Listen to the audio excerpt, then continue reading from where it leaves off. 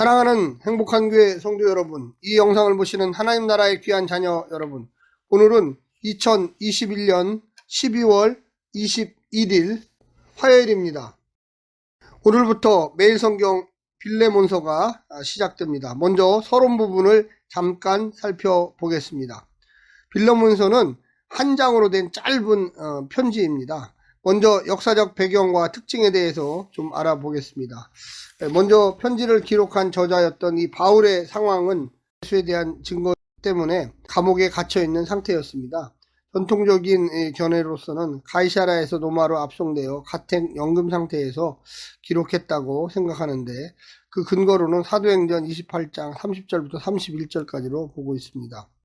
두 번째로는 에베소에서 기록되었다고 생각하는데요. 빌레몬이 있는 골로새 지역에서 가깝다는 이유입니다. 오네시모가 가까이에 있는 바울에게 에베소에서 갔다고 생각할 수가 있겠죠. 오네시모가 빌레몬에게서 도망을 했다면 먼 거리인 로마가 더 유리하지 않을까 생각합니다.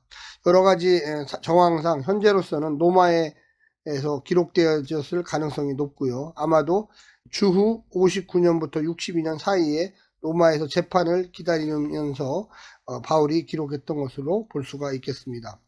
편지의 상황에서 보면 이 수신자와 오네시모의 관계를 이야기하고 있습니다. 이 수신자 빌레몬, 이 바울이 빌레몬에게 편지를 보냈습니다. 이 빌레몬은 자유인이었습니다. 골로새에 있는 가정교회의 수장이면서 2인칭으로 바울의 대화 상대자로 등장합니다. 오네시모는 빌레몬의 종이었습니다. 빌레몬의 허락 없이 멀리 떨어져 바울과 함께 있었고, 오네시모는 경제적 영역을 포함해 빌레몬과 잘못된 일이 분명하게 있었습니다. 둘 사이에 대충 어떤 문제가 있을까 여러 견해가 있는데요. 전통적 견해로는 오네시모가 주인 빌레몬의 돈을 훔쳐서 도망했다는 것입니다. 그런데 도망친 노예가 가택 연금 상태의 바울을 만나서 그에게 복음을 듣고 회심했다는 이야기죠. 그리고 다른 견해로는 골로새 교회가 바울을 섬기라고 오네시모를 보냈다는 것입니다. 그래서 바울은 오네시모를 곁에 두려고 빌레몬에게 편지를 쓴 것이라고 보고 있습니다. 그러나 이 모든 것은 정황상 추정 이론입니다. 자체적으로 정보를 얻을 수 없기 때문에 여러 가지 상상력을 발휘했다는 것으로 우리는 생각할 수가 있겠습니다. 골로새서와 이 빌레몬서의 관련성에 대해서 좀 이야기를 드리면요. 첫 번째는 바울이 갇혀 있다는 것, 감옥에 있다라고 분명히 언급하고 있습니다. 두 번째는 바울의 제자 디모데를 모두 언급하고 있고요. 세 번째는 편지 마지막 부분에 인사에서 에바브라라는 사람, 예수를 섬기는 사람이라고 또한 등장하는 사람이 있습니다. 오네시모를 사랑받는 형제로 골로새서와 빌레몬서는 표현을 하고 있습니다. 우리가 좀 자세히 보게 되면 빌레몬서를 왜 바울이 기록을 했을까요? 이 오네시모라는 사람 때문에 기록을 하게 되었죠. 빌레몬에게 경제적 손해를 끼친 오네시모와의 관계를 간섭할 권리가 명백히 바울에게는 없었습니다. 결과를 알 수 없기 때문에 최선을 다해 오네시모를 변호하는 바울을 우리는 보게 됩니다. 첫 번째, 왜 이렇게 열심히 바울이 오네시모를 변호를 했을까요? 예수와의 삼각 관계성 때문입니다. 예수를 위하여 갇힌 바울, 이전과 달리 오네시모 역시 예수를 위하여 살고 있습니다. 빌레몬 역시 예수를 구세주로 믿고 믿음 안에서 사는 사람이었고요. 이제 바울과 오네시모는 동역자입니다. 빌레몬이 오네시모를 용서하고 형제로 받아들인다면 빌레몬이 믿는 예수와의 관계성이 더 깊어지는 것입니다. 빌레몬은 이제 단순히 종과 주인의 관계에서 빌레몬이 예수를 생각하듯 그 안에서 오네시모를 생각해야 합니다. 빌레몬과 바울이 영적 아비와 자녀인 것처럼 바울은 오네시모를 영적 자녀로 동일하게 생각합니다. 빌레몬의 영적 크기와 교회에 대한 헌신을 소개하면서 바울은 오네시모를 변호하고 인정하며 받아들이라고 권면하고 있습니다. 이제 과거를 잊고 바울에게 오네시모가 유익했듯 이제는 빌레몬에게도 유익할 것이라고 명시하고 있습니다.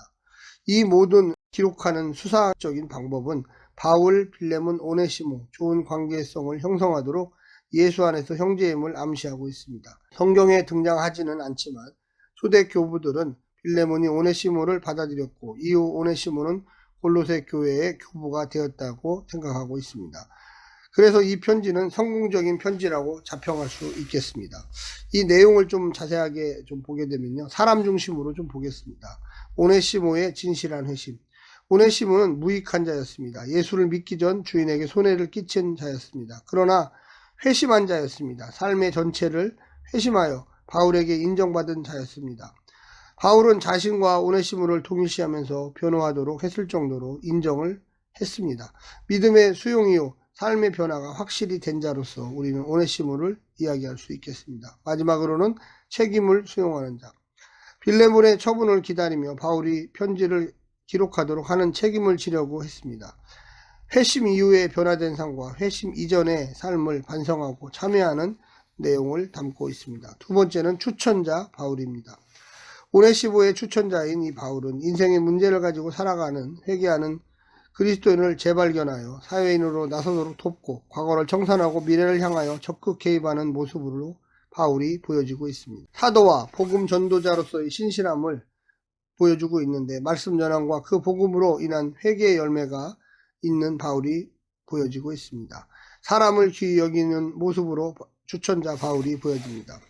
회개하는 인생을 도와서 주인과의 관계 회복을 돕고 새로운 하나님의 일꾼으로 사용하는 그 모습은 정말로 아름다운 모습입니다. 세 번째는 신실한 신앙인 빌레몬입니다. 편지 곳곳에 빌레몬의 댐댐이가 등장하는데 첫 번째는 주님을 향한 믿음과 성도를 향한 사랑이 있는 신앙인으로서 등장합니다. 두 번째는 바울과의 관계에서 귀한 모습을 가진 사람, 상호 신뢰와 영적 지도자를 존중하는 관계를 맺은 신앙인으로서의 본이 될 수 있는 좋은 성도임에 분명합니다. 우리는 빌레몬서 한 장으로 되어 있지만 잠시 구조를 살펴보면 1절부터 7절까지는 서론, 8절부터 16절까지는 빌레몬을 향한 바울의 간청, 17절부터 21절까지는 빌레몬을 향한 바울의 간청 두 번째, 22절부터 25절까지는 편지를 마무리하고 있습니다. 사랑하는 성도 여러분, 이제 이틀 동안 빌레몬서를 같이 공부하겠습니다. 이제 오늘 빌레몬서 서론을 마치고 첫 번째 시간 같이 하나님의 말씀을 나누겠습니다. 먼저 빌레몬서 1장 1절부터 16절까지의 말씀을 듣고 다시 오겠습니다.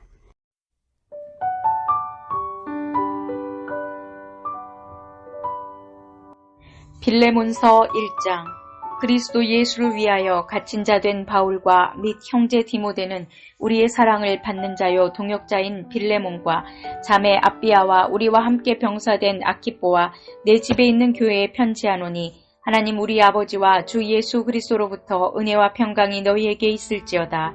내가 항상 내 하나님께 감사하고 기도할 때 너를 말함은 주 예수와 및 모든 성도에 대한 내 사랑과 믿음이 있음을 들음이니 이로써 내 믿음의 교제가 우리 가운데 있는 선을 알게 하고 그리스도께 이르도록 역사하느니라. 형제여, 성도들의 마음이 너로 말미암아 평안함을 얻었으니 내가 너의 사랑으로 많은 기쁨과 위로를 받았노라.